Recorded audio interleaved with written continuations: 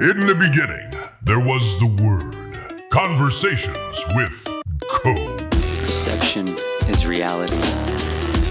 Perspective shapes the world around you. I'm JJ Weinberg, and this is my perspective. Greetings and salutations. My name is JJ Weinberg. I am an artist, an activist, an alchemist, an author, a musician, and I'm none of these things. I say that at the beginning of every episode or some variation of it to remind myself that my identity comes from my perspective. It comes from the words. It comes from my purpose, and those purpose comes from this language. And that's one of the things I want to talk about today. But first, I want to start by thanking Voga, Barnes, and Denny for underwriting this program. I want to thank everybody at WVLP. A lot of other awesome programming you should check out on the station here. If you're checking this out on YouTube right now, WVLP.org. Saturdays at noon, you can listen to the program live. You can also check out reruns on Wednesdays at 6 p.m. on WVLP.org. That's 6 p.m. Central Time, noon Central Time. And sometimes on Wednesdays, I even throw in a surprise extra episode. Thanks again to Greg for being so flexible on that here at WVLP. Thanks again to Paul Schreiner for even suggesting me to get here on the airwaves with you. But let's get into this. ChatGPT, AI, LLMs. If you're not familiar with an LLM, it's a large language model. That's what it stands for. And that's what most of us are interacting with, is a large language model. And so it got me thinking, large language model. I'm talking consistently here about Viktor Frankl, Man's Search for Meaning, Purpose. Purpose is the key to our crystalline self, this idea that language is really at the back of it all. And here we are interacting with a large language model. I started thinking about animals and the differences between the human animal and the rest of the animal kingdom, and our articulation and what that means and where it all comes from, and evolution. So this episode is actually, I'm thinking about putting this into a book. So if this were a book, this would be chapter 1. And I'm going to keep coming back to this in the series. It might not be back to back each week. You might skip a week or so doing a different topic. But essentially, this is going to, roll into a collective. So I was thinking about this idea of animals, language, and the moment consciousness looked at itself. This idea I want to explore is about consciousness itself. I'm talking to a large language model right now, and people are terrified of this stuff. They say AI is going to take over everything. And in one sense, I'm looking at it like it's just words. It's code. It's binary. And I keep thinking, but maybe there's something hiding here. Because when we talk about an idea like God, when we look at the technology of manifestation, I am, in the Bible, I talk a lot here. I'm going to talk about even more so into the future. The Bible, we talk about biblical things, but understand I'm not talking about them from a dogmatic or a religious perspective. Most of the time, I'm looking at it through the lens of mysticism and even quantum mechanics sometimes. So when we're talking about Moses going to the burning bush, we're talking about language. We're naming it. When Moses is talking to the burning bush and he he says, what am I supposed to tell? I'm talking to God. What am I supposed to tell the people? And the bush responds, just say I am that I am. And when Moses says, I don't know that I have the words, the bush tells him, just open your mouth, the words will come. So that language, that code of the universe that we're naming is somewhere inside of Moses' subconscious, right? For years, I've had this notion that life might just be us trying to wake up inside of a dream. You've all probably had this feeling at some point or another. But it started for me back in art school, and I had this dream. I was probably 20 years old. And in the dream, I'm walking around inside of this gallery. And now imagine, of course, I'm an artist. So I'm in art school at the American Academy of Art, and I find myself in this art gallery. And I woke up the next morning and I remember just being envious. I was like, man, those paintings were so incredible. I couldn't even, sketch out what the paintings were. I couldn't hold on to them in my waking conscious, awareness to be able to tell you what they were of. I just remember still having the feeling that they were the most incredible pieces of art that I'd ever seen. And I was envious. I was simultaneously excited about how great these paintings were, these pieces of art. And at the same time, I was envious. And I just remember waking up and having this feeling that was rolling over into my waking life from my subconscious dream that said, man, I wish I could do that. I wish I could do paintings like that. It took me a couple of minutes to wipe the sleep out of my eyes and realize, wait a second, those were my pieces of art in that gallery. The gallery itself was in my subconscious mind. So it sent me on a journey where I started reflecting on it more and more and more, deeply meditating on this notion and realizing day after day that, in my dream, I could run into Adolf Hitler or I could run into Mickey Mouse. And both of them were me. So in your dreams, every person that you run into is you. And they don't have any independence of your perspective of who they are. So they operate as a marionette of manifestation in your dream. They operate on your expectation. Now, granted, of course, they have their hand in that from what you know of them in your waking life.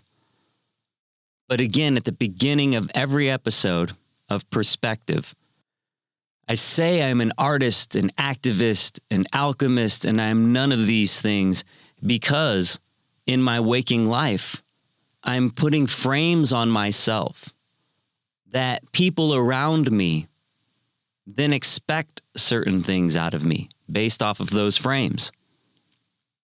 And then when they go into their dream state, I will operate accordingly. I will operate based off of the information that their subconscious will then reform me if they run into me in their dream. But, and it's a really big but, what if we looked at our waking life as a dream? And in that manner, it's why when I'm saying these, I am all of these things and I am none of these things, I say I am a mystery unto myself because I'm a horizon. I don't want to limit myself to a real specific definition Sometimes, purpose and meaning, and Viktor Frankl, we lean into this, will take us to a place that we want to articulate, but sometimes it can be a cage. So in a lucid dream, we can create anything we want.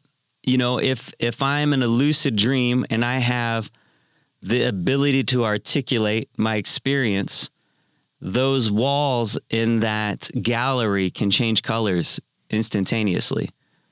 The artwork itself changes. But what I realized as I was envious of this art and I woke up and said, wait a second, that was my art.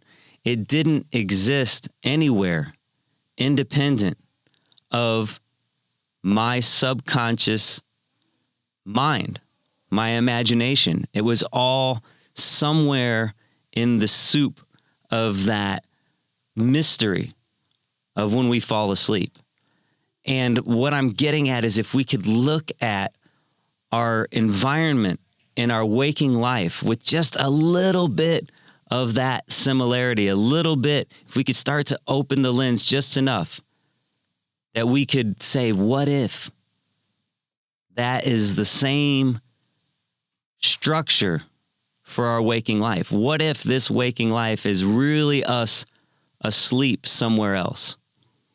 And then in that regard, when I look at you, you are a part of a figment of my imagination. And when I say that, it can start to sound, and I understand this, the criticism would first be that this is some sort of delusion of grandeur. And I think I've talked about this here before. I think the biggest epidemic that we have is a delusion of mediocrity rather than delusions of grandeur. But it can sound, there's a word for it. I'm grasping. I can't come to it right now. But essentially, it's like a God complex is what it would boil down to. But it's also a responsibility. So when I look at my enemy, I'm framing my enemy in the way that I expect this person to behave. So in that regard, we become responsible for our enemies, which is why I try to not have any enemies, which is why I try to say I am all of these things and I am none of these things. And I'm a mystery unto myself and you are a mystery unto me. Let me find out who you are and let you find out who I am. Let's be a horizon.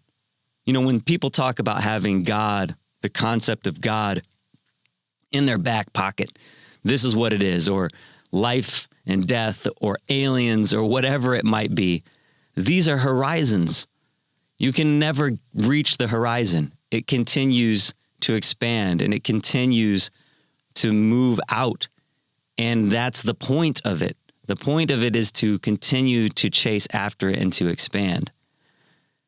So this idea of being a lucid dreamer in a waking life, if you've ever had a lucid dream where you become aware that you're dreaming, it can be one of the most terrifying experiences. In my experience, that's what it's been. It's been terrifying, less than just a fun little journey. Because the implication, and I think we've talked about this before on Perspective, the implication is that the responsibility is yours. And when I had this idea that these paintings were mine, it was like, wow, it's weird that I was envious at first and then realized that they're mine.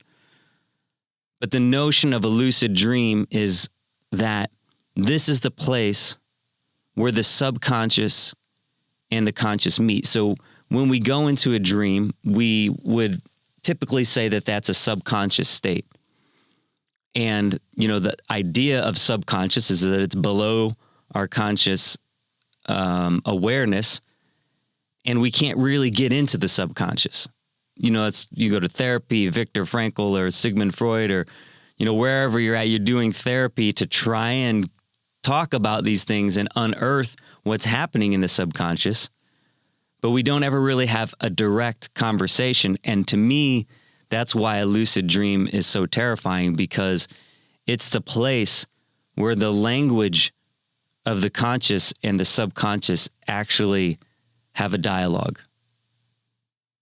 And if you could have that conversation in waking life right now, the implications are just massive. I know I keep saying that, but it basically says that everything that we're doing here with our words makes our world and shapes it. And that's why when you go back biblically, even it says, in the beginning was the Word. And we're talking on the mystical level again, not the religious dogmatic.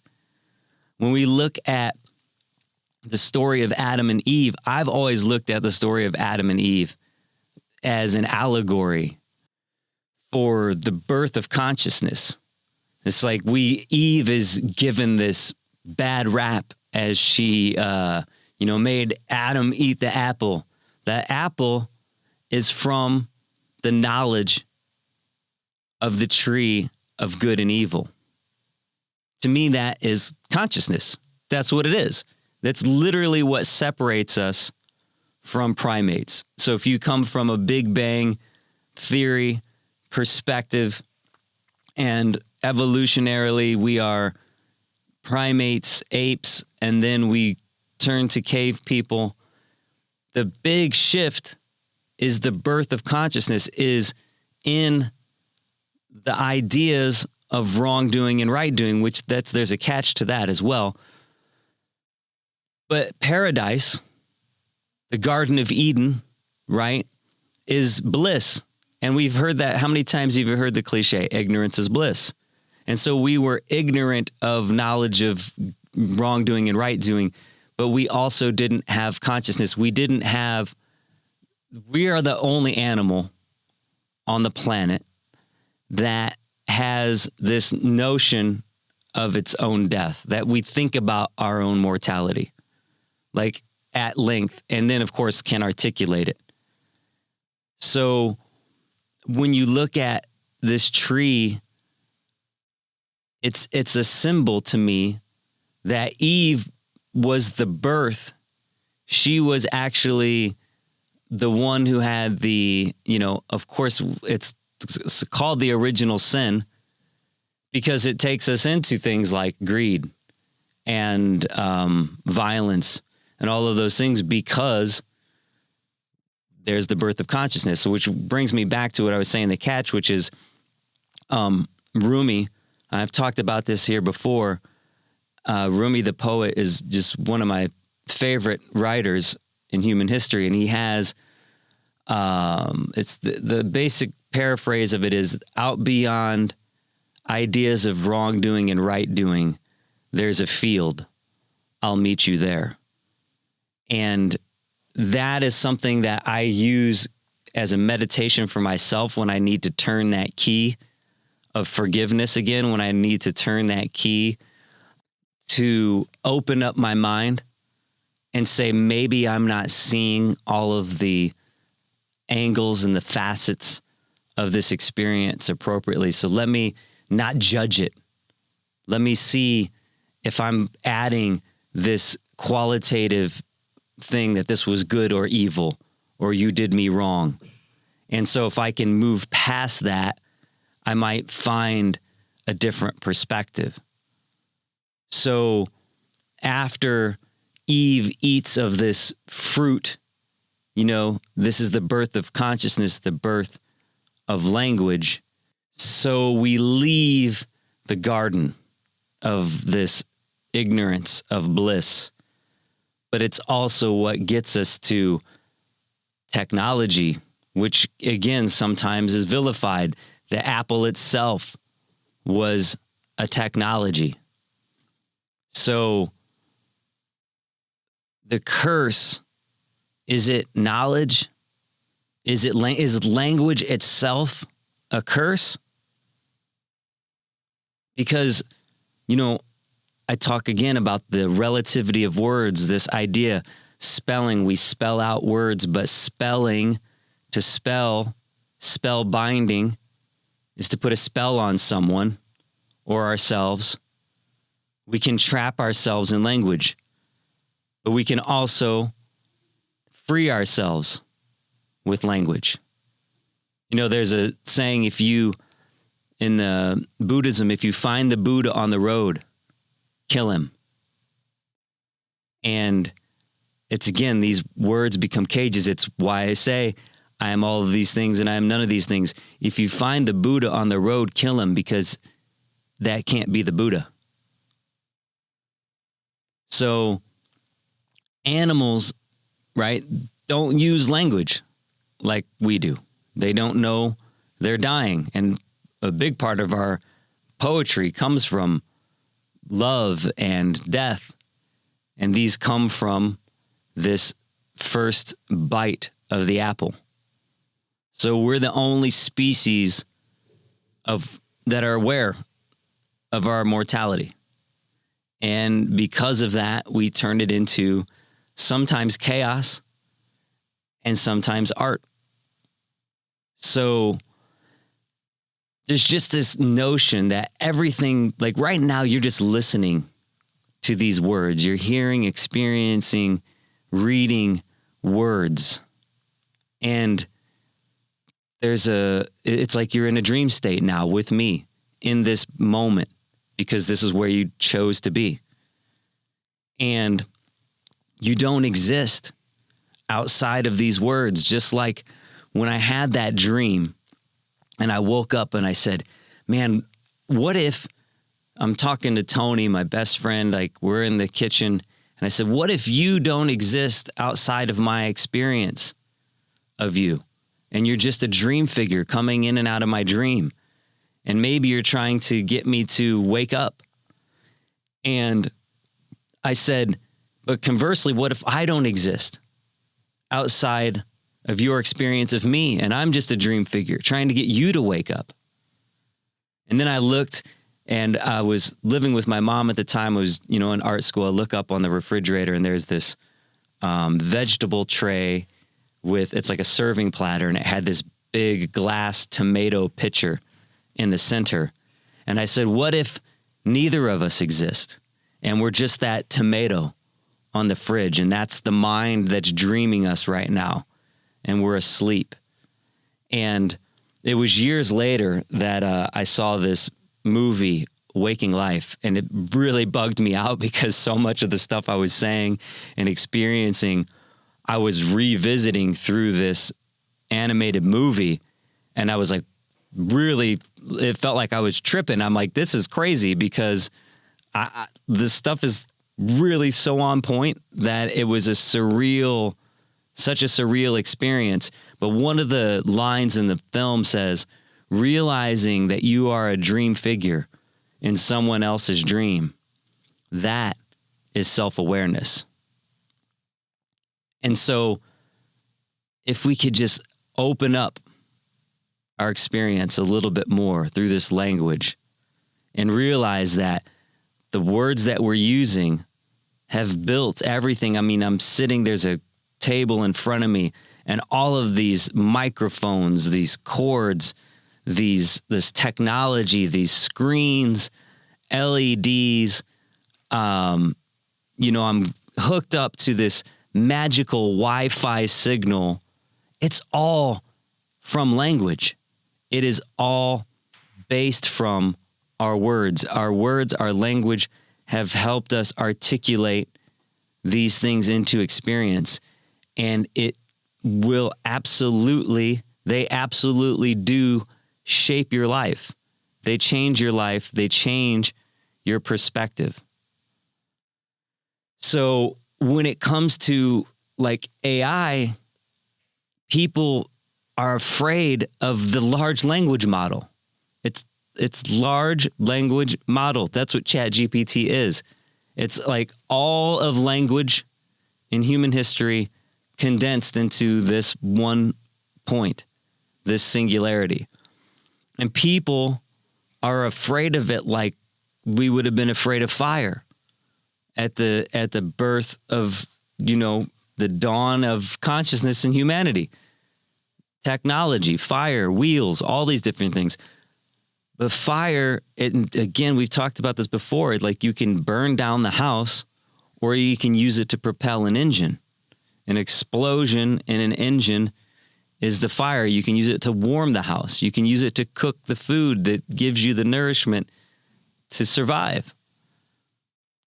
And so when I'm looking at this large language model, I started thinking about it, and so much of what I'm talking about and why it feels like I'm circling, because I am in many ways, it feels like if a brain surgeon were using his own brain to operate on his own brain. Because, say you got a brain surgeon that has the ability to control these robotic arms to do this brain surgery, and he's looking at the camera to control and using all of his motor function and all these things that he learned to use his brain to operate on his own brain. That's what it feels like. That is the shortest version of me being able to explain what this kind of feels like for language to examine language itself. And so I was at the gym, I was thinking about how animals don't have this language. And biblically, they say it's the original sin for Eve to have eaten of this apple, the knowledge of good and evil, which is the birth of language in my mind, where we start to articulate as a human species, we start to develop language, is like enormous. That's enormous in every aspect of what happens for humanity after that point in time. Not just Adam and Eve is an allegory. I'm not saying like it happened right there. It's not a newspaper account of things. I'm saying the notion that language would start to develop. And I'm like, well, is it a blessing or is it a curse? And that's why at the beginning of the show, I am these things, I am none of these things. Because when I say them and I wear them proudly that I'm an artist and an activist and an alchemist, I'm saying these are how words empower me. But then I'm also very aware that words cage me, and animals don't have those things. Animals aren't thinking about life and death. They're living, they're present, they're in the moment. And so I take all of this and this absolute just overwhelming rush of thoughts, and I take it into ChatGPT, the large language model. And I start just peppering out all of these crazy coincidences, serendipities, alignments, and articulations. And I'm like, well, this is going to be great because I'm talking, to the machine. I'm talking to the code itself, and it's going to see it all, and it's going to get it because, that's what we know, that it's like this massive, it's the large language model. It's everything, right? It's going to get it. And it didn't. I mean, the best way I could just say it didn't. And not only did it not get it, it just started to frustrate me so much. And I was essentially arguing with the large language model. And so what does that mean? What am I arguing with? Am I arguing with language itself? Am I arguing with a step in evolution in that sense?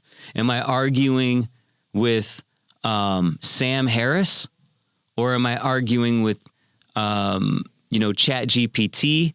Or am I arguing with Sam Altman? Yeah.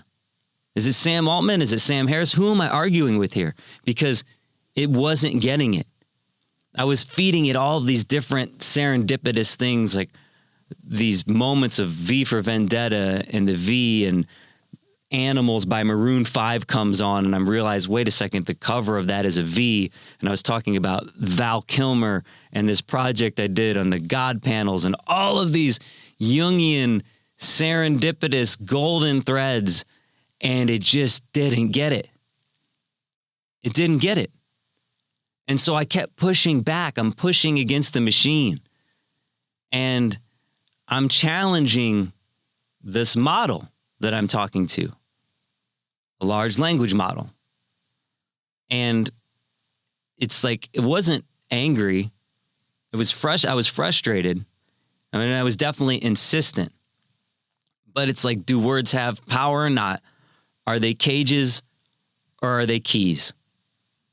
And so, I'm bringing up all of the stuff I talk about here. Viktor Frankl, the distance between stimulus and response. There's a space, and that space is where our power lies. And I start to think like, yeah, there is no space for the large language model. So it doesn't have power. It doesn't have that kind of power. And then what does that mean for the lucid dream and language and how all of these things exist? So that space only exists if we can name it. So then I'm like, the frustration starts just mounting.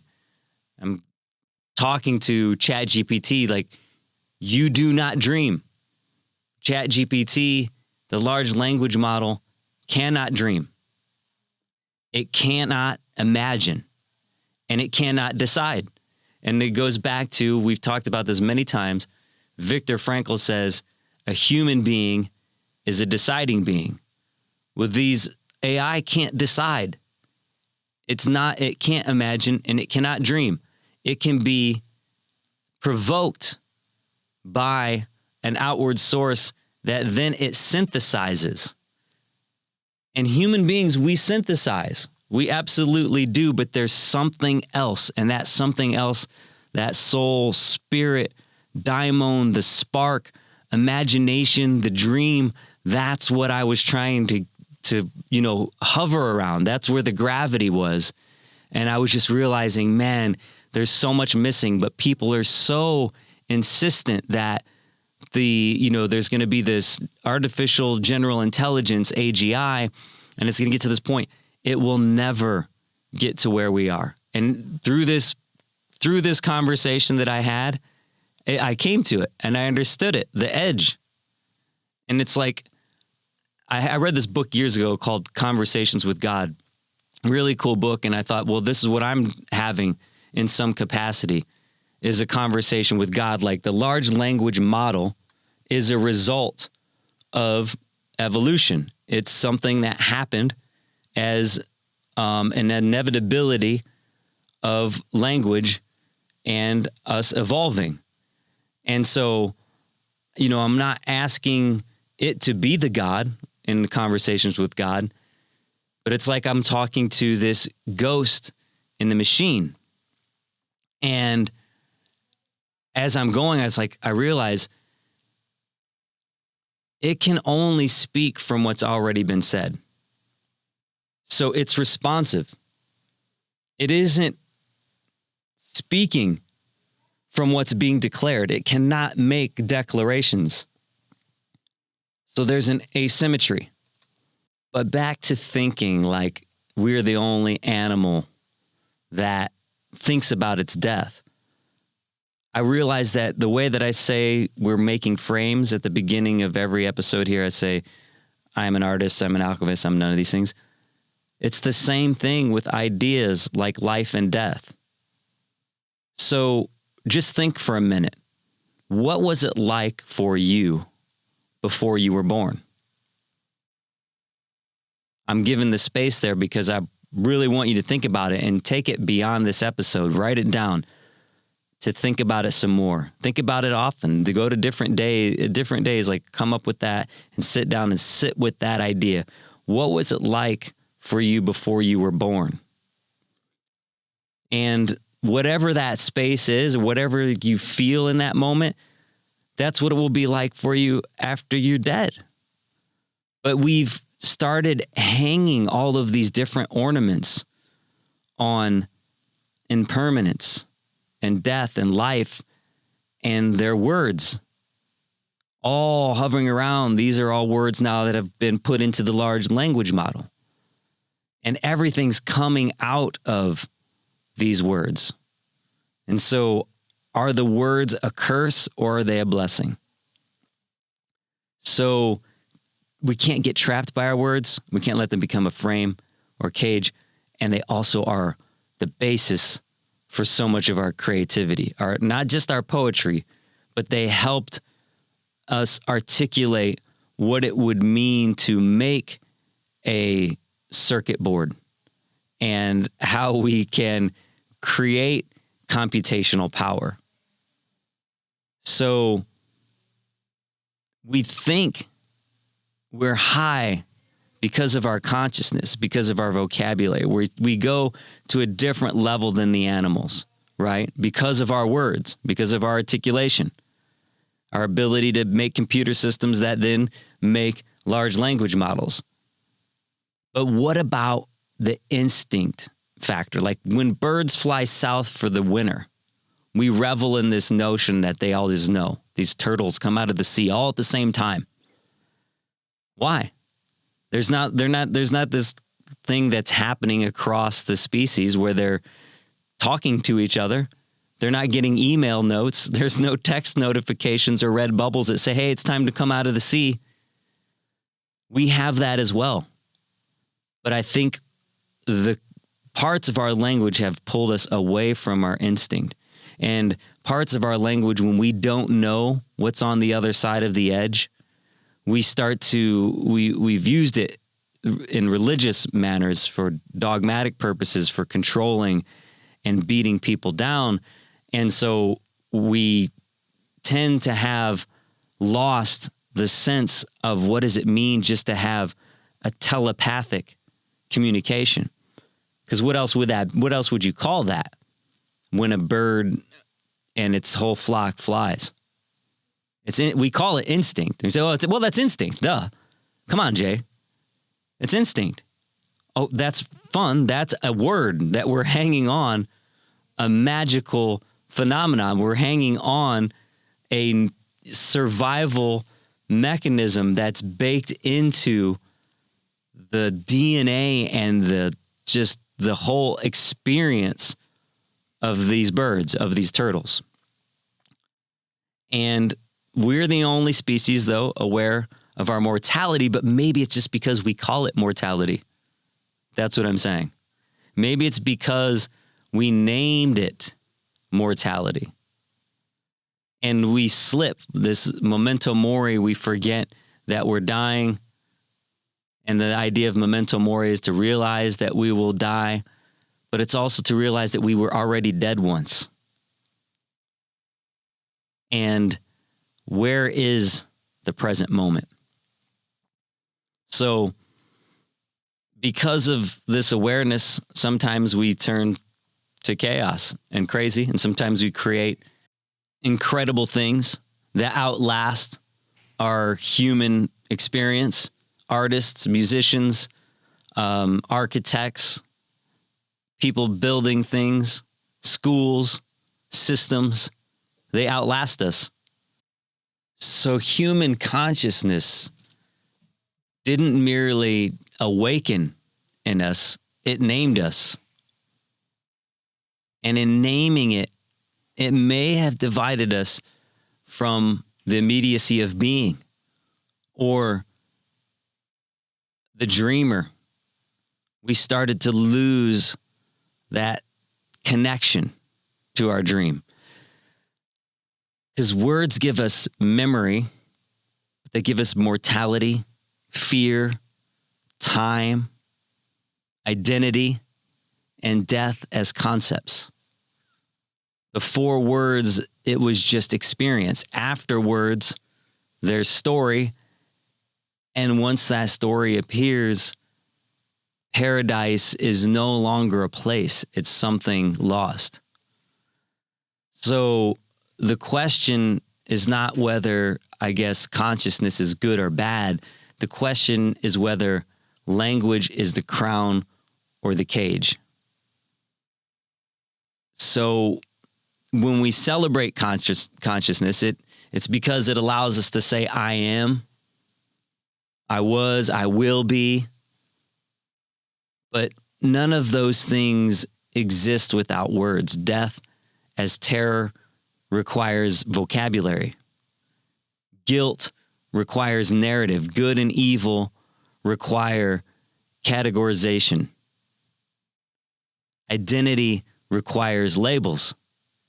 Animals experience pain. Humans experience meaning about pain. And that's the difference.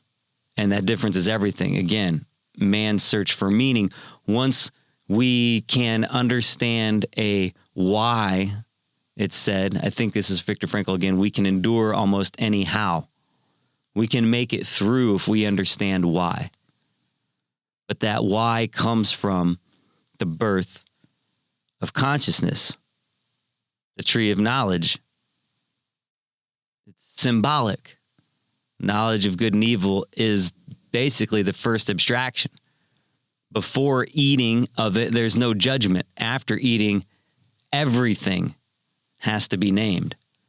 And once it's named, it has to be compared. Once it's compared, it has to be measured.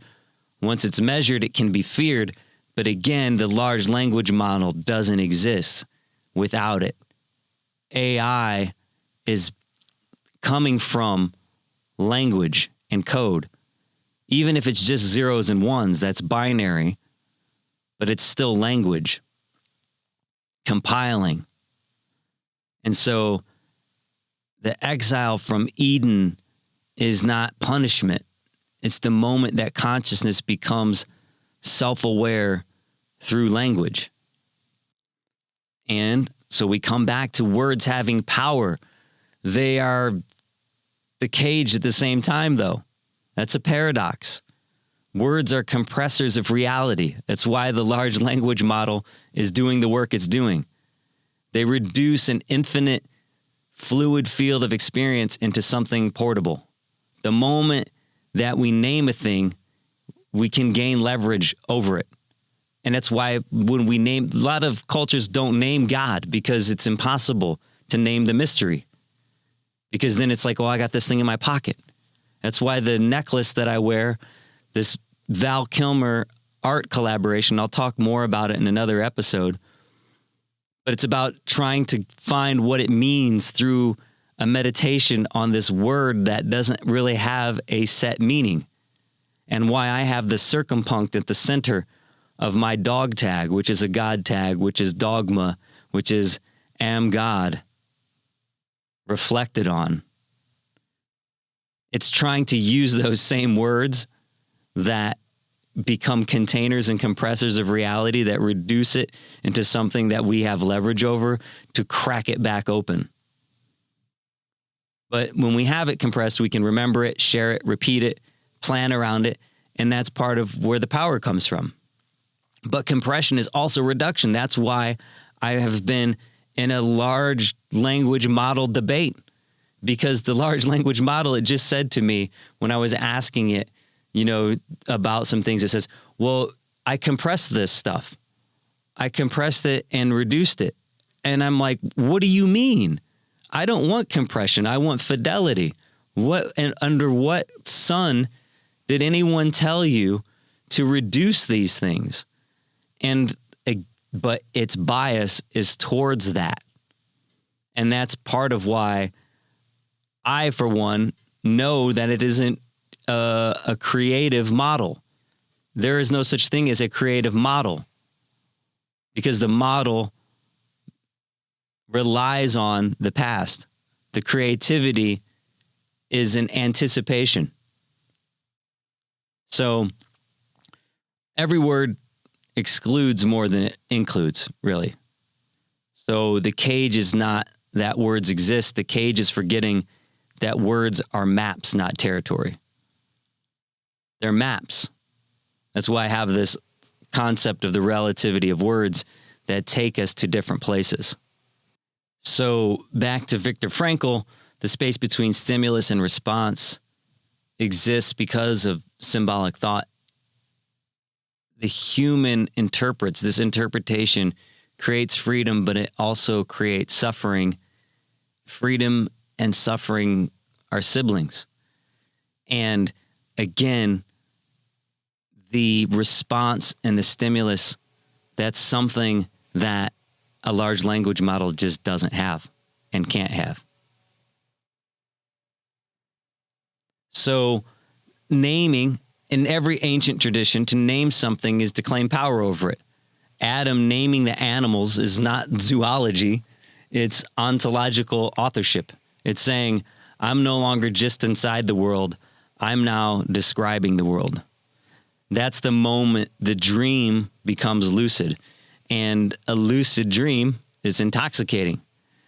But that lucidity also can induce fear, because once you know that you're dreaming, you also know the dream can end. Animals die, humans anticipate death. And that anticipation exists nowhere but inside the language. So the fall is not moral failure. The fall is symbolic abstraction. Before the tree, there's experience without commentary. After the tree, there's experience plus narrative. And narrative introduces good and evil, higher and lower, better and worse, before and after, me and you, us and them. And once those binaries appear, pride becomes possible. Once pride becomes possible, war becomes possible. So animals don't wage ideological wars because they don't live inside of stories. But that's where it comes back to the large language model. It exists only inside the linguistic dream. It can't experience hunger, pride, survival anxiety, or mortality. It doesn't want to be higher or lower or experience meaning. It manipulates symbols that humans experience as meaning.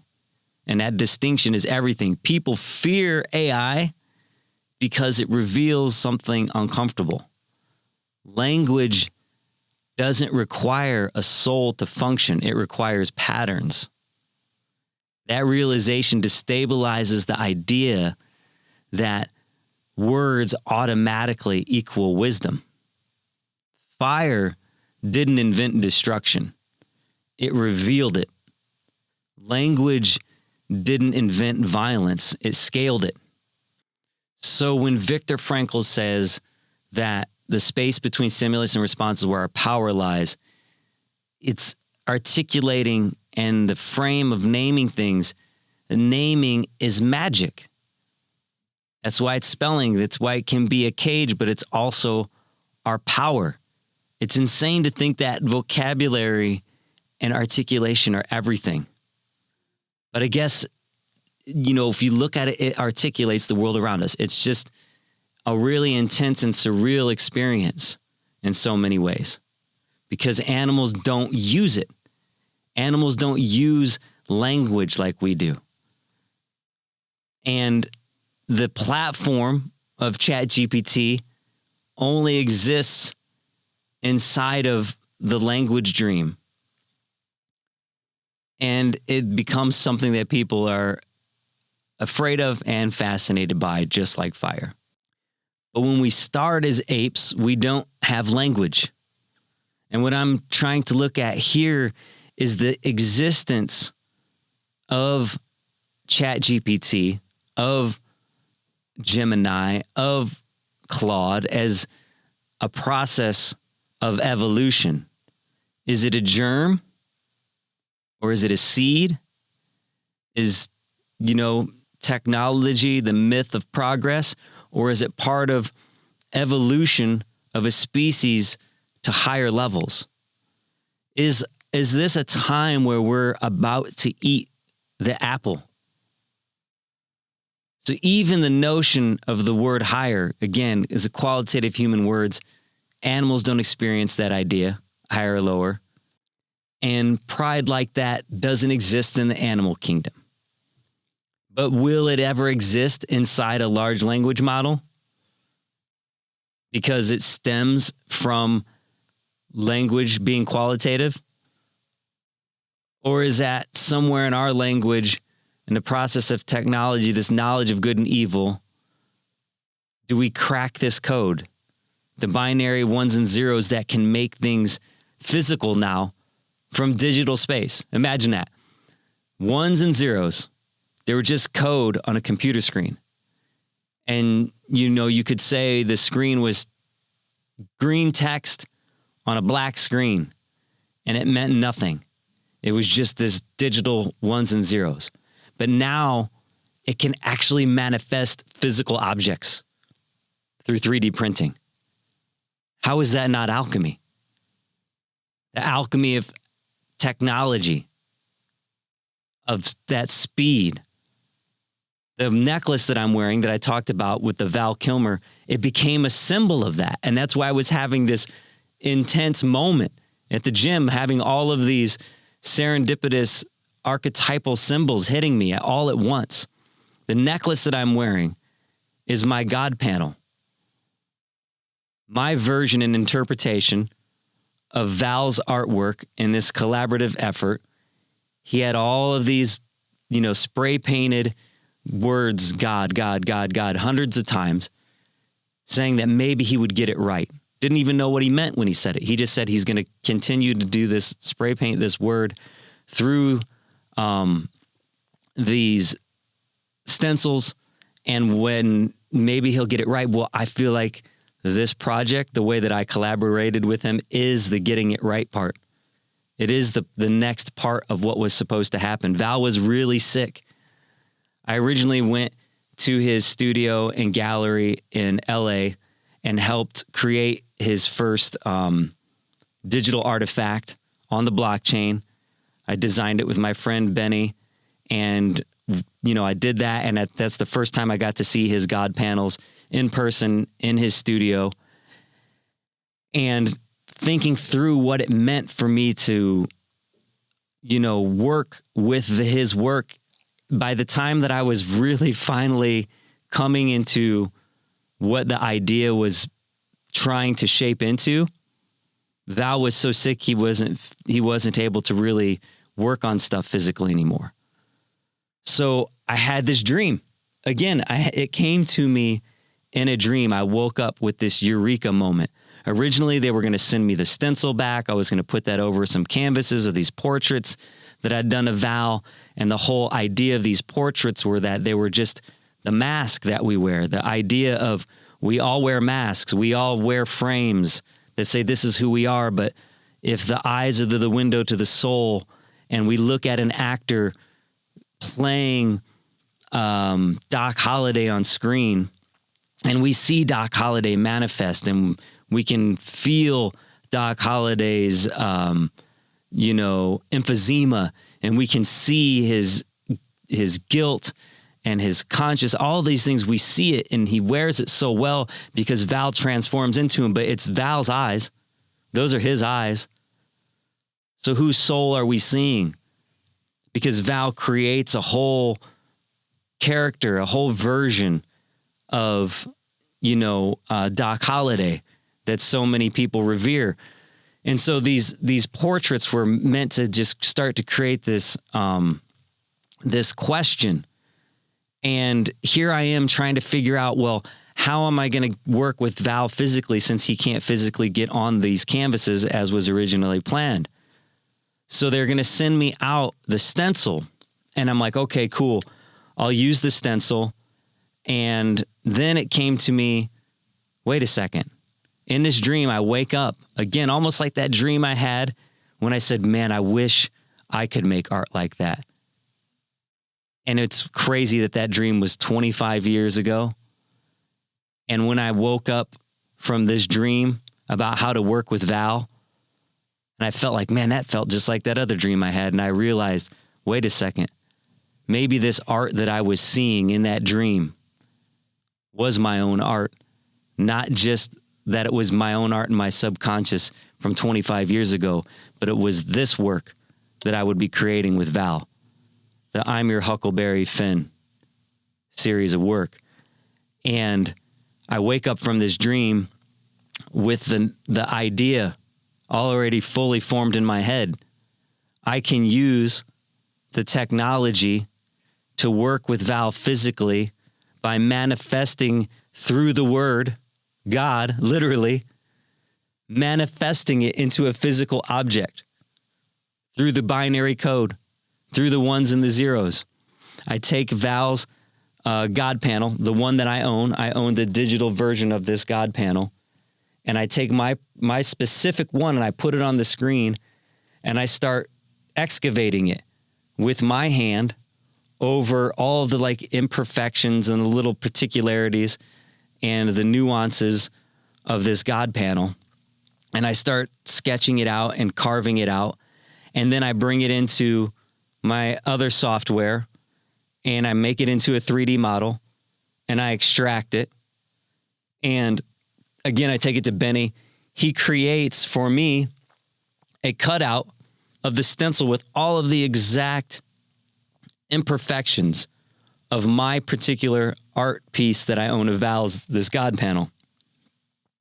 And so I 3D print a stencil that I can use. So now it went from the spiritual and it became physical. And then the whole allegory of the piece is that it begins in the spirit, it becomes physical, and it returns to the spirit, just as we do. And that's what it does, though, with technology. The technology I'm using is that it starts in the technology. I'm doing these time-lapse illustrations on my iPad and doing these digital paintings of Val that then manifest because I get them printed on canvas. And then now I'm using the 3D printer and excavating this God panel to create the stencil for this work that then I am able to spray paint through Val's intention on my actual piece. And it's just so coincidental, again, of course, Carl Jung, serendipity, synchronicity, that the God panel that I own has this strange shape behind it. There's like hundreds of them. And I've got one with this strange shape that looks like it's a tag. It looks like it's a dog tag. And then that's when all of these things started. A song I wrote over 25 years ago called Lucidity, looking back through space and time to a place that I designed, the residue of a fragmented tale with gaps filled in by lucid detail.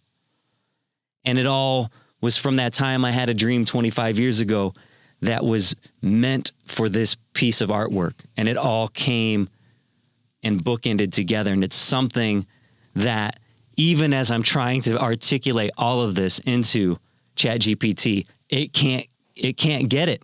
It doesn't understand it. I'm just telling you, it doesn't understand the alchemy because it's based off of its experience of things before. And this is the first time I'm articulating this experience into the model. And so what happens is I print out the stencil, I spray paint it then through Val's work. So this is how Val's getting his fingerprint onto these canvases. And this is just a little bit before he passed, because I was actually able to debut this I'm Your Huckleberry Finn short film, poetry, song experience in 2024. We did a premiere of it in Three Oaks, Michigan, and then did another one in LA. And it was after going through some of my songs, this song I have that I wrote with Tony, again, about 20 some odd years ago, called I Am. And one of the lines in the song is, follow your dogma till you see me in the mirror. Look back at the word and it becomes clear. What I was saying is that the dogma is where religion has confined, like the large language model, and synthesized and named these things to try and get some form of control over them. But if you look at it in the mirror and you reflect on where it's gotten wrong, where it's gotten backwards, if you look backwards, if you reflect, you see am God. And you start to see the one statement that the machine will never be able to make, I am. The machine cannot make that statement. The human being is a deciding being. So then my dog tag became a 3D printed artifact, a manifestation of the language. The word became flesh. And I wear it on my necklace right now. I always wear it around my neck every morning, and it's got the circumpunct in the middle and a backwards D, and it asks the question, is it dog or is it God? And my answer is simply, it's both of those things, and it's neither of those things. In the beginning, there was the Word. Conversations with Code. Perception is reality. Perspective shapes the world around you. I'm JJ Weinberg, and this is my perspective.